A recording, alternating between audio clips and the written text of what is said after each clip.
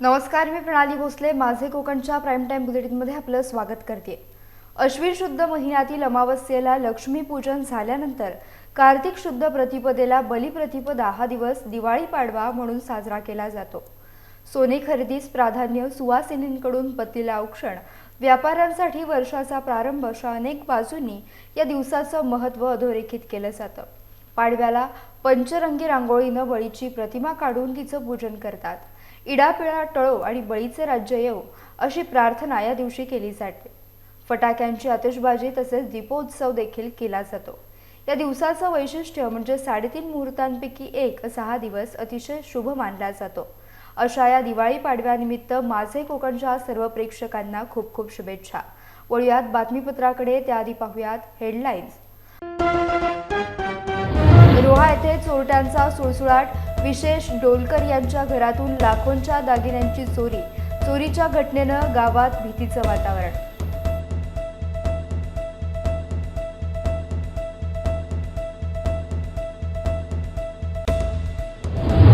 स्वराज्याच्या राजधानीत गरजणार मराठा योद्धा. 20 नोव्हेंबर रोजी खोपोलीत जरांगे पाटलांची सभा.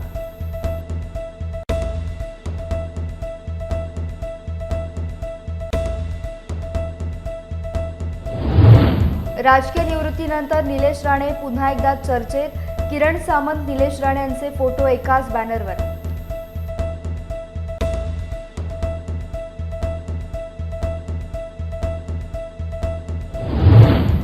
आणि माझे कोकणचा आरोग्यदायी दिवाळी. दिवाळी विशेष अंक प्रकाशित.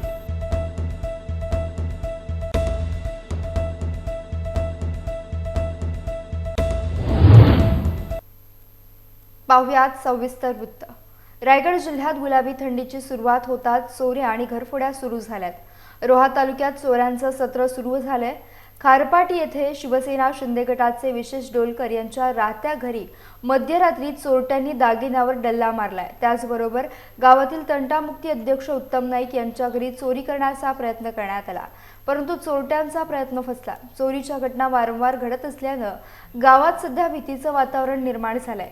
ही घटना पोलिसांना समजताच पोलीस, हरिब मेंगाळ आणि इतर अधिकारी घटनास्थळी दाखल होऊन पंचनामा करून पुढील तपास करीत आहेत.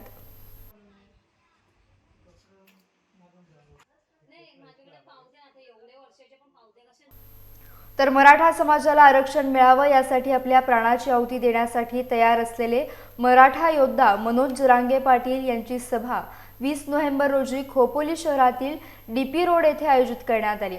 या सभेच्या तयारीचा आढावा प्रत्यक्ष सभास्थळी सकल मराठा समाजाचे राज्य समन्वयक डॉक्टर सुनील गोटीराम पाटील यांनी घेतलाय. यावेळी त्यांच्यासोबत मराठा समाजाचे नेते, पदाधिकारी आणि कार्यकर्ते मोठ्या संख्येने उपस्थित होते. दरम्यान सकल मराठा समाजाचे राज्य समन्वयक डॉक्टर सुनील पाटील यांनी नुकतीच समाज बांधवांसोबत मनोज जरांगे पाटील यांची भेट घेतली होती. यावेळी स्वराज्याची राजधानी रायगड येथे सभा घेण्यास परवानगी देण्यात आली होती. राज्य समन्वयक सुनील पाटील, विनोद साबळे, शंकरराव थोरवे, जगदीश मरागजे आदींनी डीपी रोड क्रिकेट मैदानाची पाहणी केली.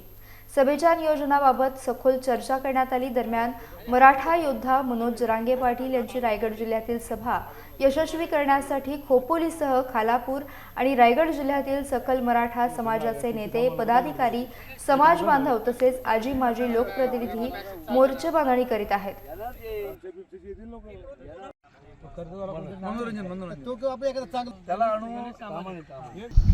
रायगड जिल्ह्यामध्ये म्हणजे स्वराज्याची राजधानी रायगड जिल्ह्यात मराठा संघर्ष योद्धा शिवश्री मनोज जरांगे पाटील साहेब यांची जाहीर सभा होणार आहे. आणि ती जाहीर सभेची मीटिंग काल खोपोली या ठिकाणी, चंद्रवश या ठिकाणी झाली. जिल्ह्याचे सर्वच बांधव त्या ठिकाणी उपस्थित होते. रायगड जिल्ह्यामध्ये आलेल्या सर्वांनी एकमुखाने त्या ठिकाणी निर्णय घेतला तर ही रायगड जिल्ह्याची सभा ही खोपोली शहरातील खालापूर तालुक्यात होईल. आणि आपण पाहता ज्या ग्राउंडमध्ये आपण उभे आहात ते भव्य असं क्रीडांगण, भव्य असं हे मैदान, जवळजवळ 20 एकरचं असलेल्या मैदानामध्ये ही जरांगे पाटील साहेबांची सभा होणार आहे. आणि सर्वच जण, सगळे मोठा समाज बांधव, सर्व आमचे पदाधिकारी, सर्व स्वयंसेवक आणि सर्व आमचे समन्वयक या ठिकाणी कामाला लागलेत. अतिशय जलद गतीने का तर एवढी ही लाखोची सभा होण्यासाठी संपूर्ण आमचे पदाधिकारी या ठिकाणी एकवटलेले आहेत। जिल्ह्यातून आता आपण पाहिलं असेल आलेले पदाधिकारी असतील, आमचे स्थानिक तालुक्यातले पदाधिकारी असतील, आपण शहरातले पदाधिकारी असतील, त्यांनी मनापासून हातोनात प्रयत्न करून या ठिकाणी आजपासूनच या कामाला सुरुवात केली। अतिशय आनंद होते। आपल्या माध्यमातून मी माझ्या संपूर्ण रायगड जिल्ह्यातील सगळ्या मराठा समाज बांधवांना विनंती करेन, आपण सर्व आपल्या सोशल मीडियाच्या माध्यमातून आपल्या प्रत्येक गावामध्ये, प्रत्येक आपल्या नगरामध्ये, प्रत्येक भागामध्ये आपण तिथपर्यंत पाटील साहेबांची सभा 20 तारखेला 3 वाजता या ठिकाणी या भव्य मैदानामध्ये या खोपोली शहरात होणार आहे। आणि ह्या स्वराज्याच्या राजधानीमध्ये म्हणजे रायगड जिल्ह्याची सभा ही न भूतो न भविष्यती होणार आहे। कारण तर हे आपले असणारे हे नेते म्हणजे असं पुन्हा नेता होणार नाही, असा योद्धा होणार नाही। आणि आपल्या मराठा समाजाचा संघर्ष योद्धा श्री मनोज जरांगे पाटील साहेब यांची ही सभा हे रायगड मध्ये येऊन ते त्या ठिकाणी किल्ल्यावरती दर्शन घेणार आहेत आणि त्याच्यानंतर जी सभेला महाराष्ट्रामध्ये सुरुवात करणार आहेत, त्यामध्ये आपल्याला 20 तारखेला या ठिकाणी ही सभा होते। राजकीय निवृत्तीनंतर चर्चेत आलेले माजी खासदार निलेश राणे सध्या कोकणात पुन्हा एकदा चर्चेचा विषय बनलेत। यावेळी चर्चा आहे ती निलेश राणे यांच्या बॅनरची। सिंधुदुर्ग जिल्ह्यात सध्या निलेश राणे, उद्योग मंत्री उदय सामंत आणि उदय सामंत यांचे बंधू किरण सामंत यांचे एकत्रित बॅनर लावण्यात आलेत। हे बॅनर सध्या चर्चेचा विषय बनलेत। खरं तर उदय सामंत आणि निलेश राणे यांच्यात अलीकडच्या काळात सख्य नव्हतं। काही दिवसांपूर्वीच निलेश राणे आणि उदय सामंत यांची रत्नागिरी येथील त्यांच्या निवासस्थानी भेट सुद्धा घेतली होती आणि आता अचानक निलेश राणे आणि उदय सामंत तसेच किरण सामंत यांचे एकत्रित बॅनर लागल्यानं सिंधुदुर्ग जिल्ह्यात चर्चेचा विषय बनलाय। या बॅनरमुळे मैत्रीचा नवा अध्याय सुरू झाल्याची सर्वत्र चर्चा आहे। यामुळे सिंधुदुर्ग रत्नागिरी लोकसभेसह कुडाळ मालवण विधानसभेचे राजकीय चित्र बदलणार असल्याची शक्यता वर्तवण्यात आली आहे।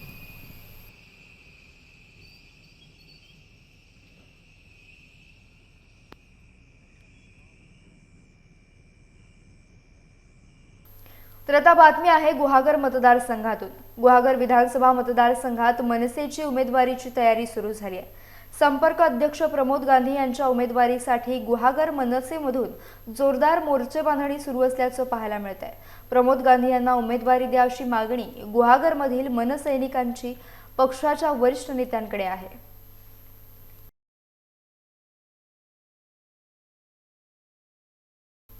या सह बुलेटिनमध्ये वेळ झाली एका छोट्याशा विश्रांतीची। तुम्ही कुठेही जाऊ नका, पाहत रहा फक्त माझे कोकण। खुश खबर, खुश खबर, खुश खबर। मैं रमेश मनोहर सागवेकर ज्वेलर्स सोने चांदी आणि मोत्याचे कलात्मक तसेच आकर्षक हॉलमार्क HUID अत्याधुनिक पद्धतीचे दागिने मिळण्याचे खेडमधील एकमेव ठिकाण। मैं रमेश मनोहर सागवेकर ज्वेलर्स घेऊन येत आहेत ग्राहकांसाठी दसरा आणि दीपावली निमित्त आकर्षक भेट योजना।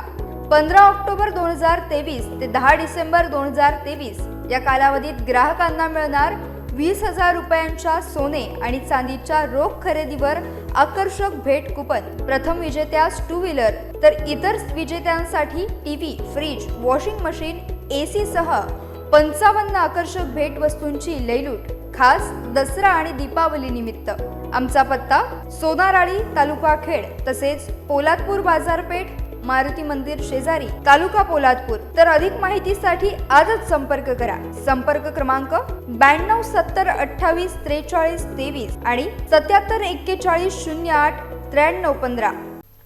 अलिबाग नगर परिषदेतर्फे शहरात पार्किंगची सुविधा केली गेली नाही, त्यामुळे येणारा पर्यटक मोकळी जागा दिसेल तिथे वाहन पार्किंग करत आहे।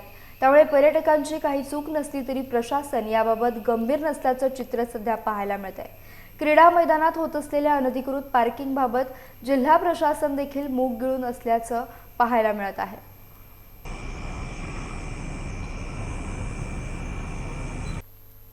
तर मुंबई गोवा महामार्गावरील पेण उंबर्डे फाट्याच्या दक्षिणेकडे वाशीनाका येथे असलेल्या म्हात्रे चाळीत वन्य प्राण्यांच्या कातडीची विक्री होणार असल्याची माहिती अलिबाग वन विभाग पथकाला मिळाली होती। त्यानुसार माहितीच्या आधारे वन अधिकारी आणि पेण वन विभाग कर्मचाऱ्यांनी वेगवेगळी पथकं तयार करून सायंकाळी 5 वाजता त्या ठिकाणी सापळा रचून आरोपीचा पाठलाग करत बिबट्याचे सुकलेले कातडे, एक मोटारसायकल जप्त केली आहे। परंतु सदर गुन्ह्यातील संशयित आरोपी फरार झाला असून त्याचा कसून तपास सुरू आहे। सदर कारवाई ही अलिबाग वन विभागाचे उपवन संरक्षक राहुल पाटील यांनी आणि WCCBचे उपसंचालक योगेश वरकड यांच्या मार्गदर्शनाखाली तसेच सहाय्यक वनसंरक्षक अलिबाग गायत्री पाटील यांच्या नेतृत्वाखाली अलिबाग वनविभाग आणि WCCB WR नवी मुंबई यांनी संयुक्तरित्या केली आहे।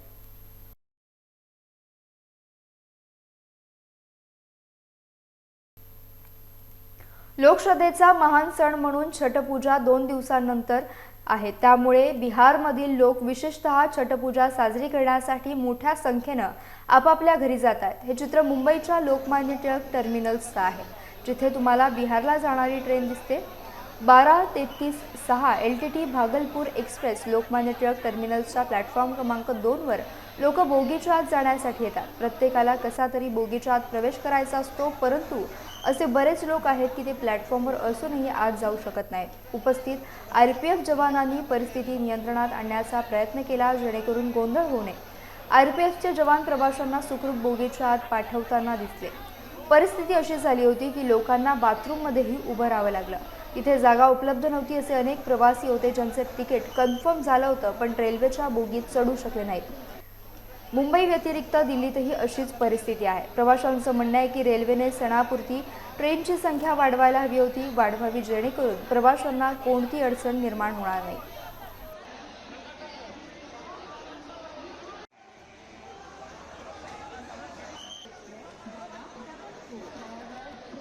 HP बुटालाइन सर्व्हिसेस घेऊन आले सणांनिमित्त ग्राहकांसाठी खास ऑफर। ऑनलाईन रेट आपल्यासाठी थेट fridge, TV, AC, washing machine व फर्निचरवरती मिळवा भरघोस सूट व जादा वॉरंटी ऑफर फक्त मर्यादित कालावधीपर्यंत। तसेच ग्राहकांसाठी बजाज फायनान्स कमीत कमी डाऊन पेमेंटमध्ये आमच्याकडे उपलब्ध। आता सणांचा आनंद द्विगुणित करा आणि आजच भेट द्या आपल्या HP बुटालाइन सर्व्हिसेसच्या जवळच्या दालनात। आमचा पत्ता साहिल पॅराडाईज, अमूल आईस्क्रीमच्या बाजूला, गिमवणे, दापोली, फाटक कॅपिटल, राधाकृष्ण मंदिर समोर, फॅमिली मॉल दापोली आणि हॉटेल सवेरा शेजारी, कोष्टीआळी, खेड। यासह बुलेटिनमध्ये वेळ झाली एका छोट्याशा विश्रांतीची। तुम्ही कुठेही जाऊ नका, पाहत रहा फक्त माझे कोकण।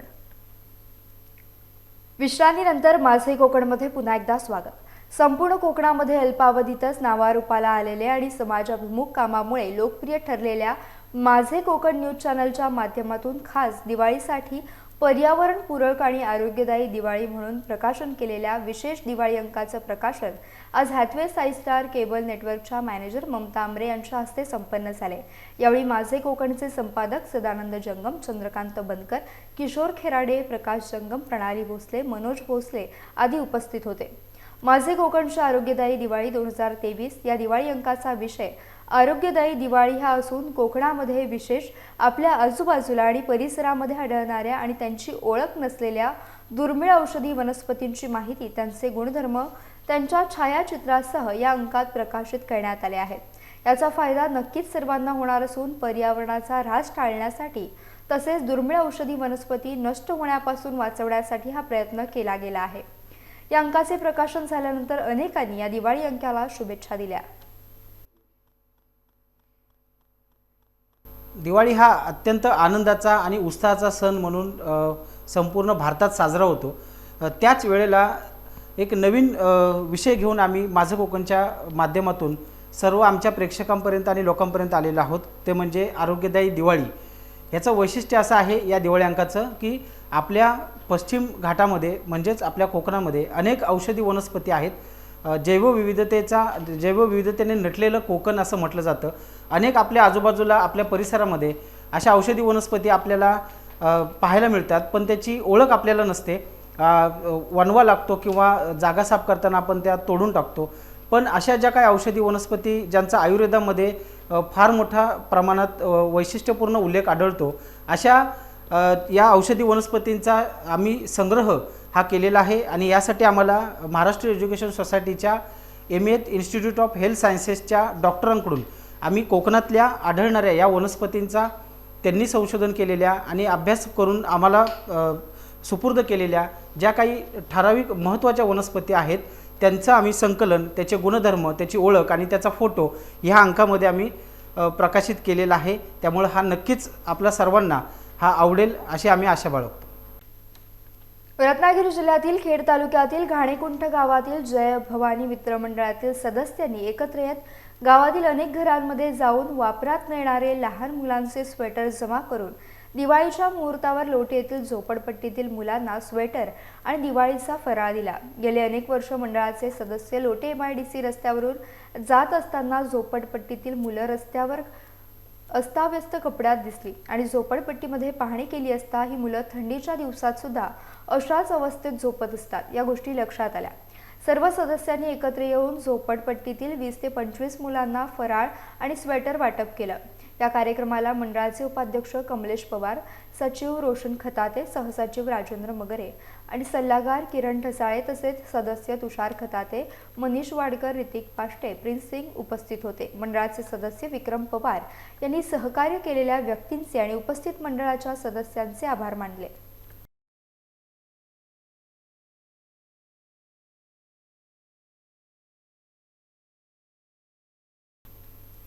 यासह बुलेटिनमध्ये वेळ झाली इथेच थांबण्याची। भेटूयात नवीन बुलेटिनसह। तोपर्यंत तुम्ही कुठे जाऊ नका, पाहत राहा फक्त माझे कोकण।